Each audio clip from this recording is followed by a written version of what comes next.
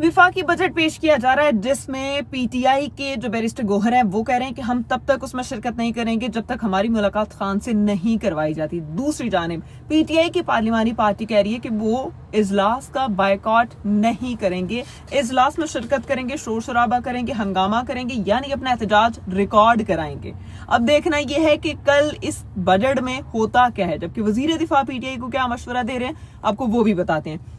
पहले बताते हैं कि विफाकी बजट जो है वो कल सुबह पेश किया जा रहा है। विफाकी काबीना का इजलास कल दोपहर 2:30 बजे तलब किया गया वजीर आजम शहबाज शरीफ की ज़ेर सदारत, और कल तक हर सूरत बानी से मुलाकात करवाई जाए वरना बजट इजलास का बायकॉट करेंगे। ये कहना है पीटीआई के चेयरमैन बैरिस्टर गोहर का। उन्होंने कहा बार बार कहने के बावजूद बानी से मुलाकात नहीं कराई गई, ये अवाम दोस्त बजट नहीं होगा। पहले ही महंगाई बहुत ज्यादा है, अवाम को रिलीफ मिलना चाहिए। ये बात तो बिल्कुल ठीक है कि अवाम को रिलीफ मिलना चाहिए और महंगाई से अवाम की हालत खराब हुई पड़ी है।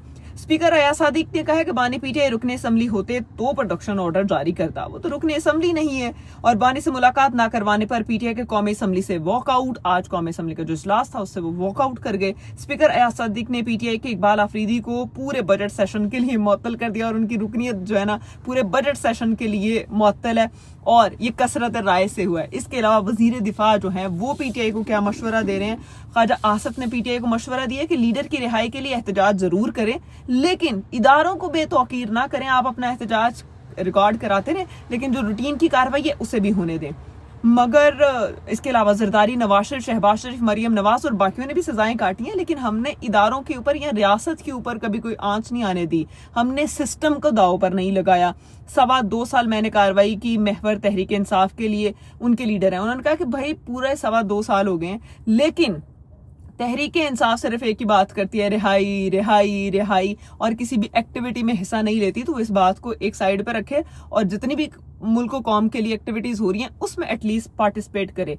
इस इदारे को भी एक शख्स के लिए आपने निशाना बनाया और आपका ये रवैया दुरुस्त नहीं है। उसके बाद पार्लिमानी जो पार्टी है पीटीआई की वो क्या कह रही है, पीटीआई के बजट सेशन का बायकॉट ना करने का फैसला। तहरीक इंसाफ की मुश्तरका पार्लिमानी पार्टी में इजलास हुआ। पार्लिमानी पार्टी के बजट सेशन में भरपूर एहतजाज का ऐलान किया गया। उन्होंने कहा कि अगर हम नहीं जाएंगे बजट तब भी पास हो जाएगा।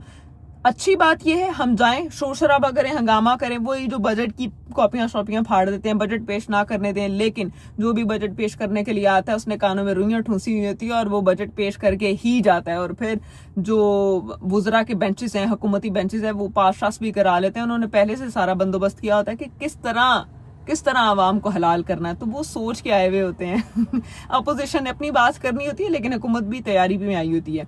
इसके अलावा हुकूमत और पीटीआई के दरमियान एक बार फिर राब्ता हुआ और राब्ता हुकूमत के आला तरीन हुकाम की जानिब से किया गया। बानी पीटीआई की मुलाकात के इम्कानात बढ़ने लगे हैं। पीटीआई की क़यादत सुहेल आफरीदी जो है उन्होंने की, और सुहेल आफरीदी इस वक्त बहुत एक्टिव हैं।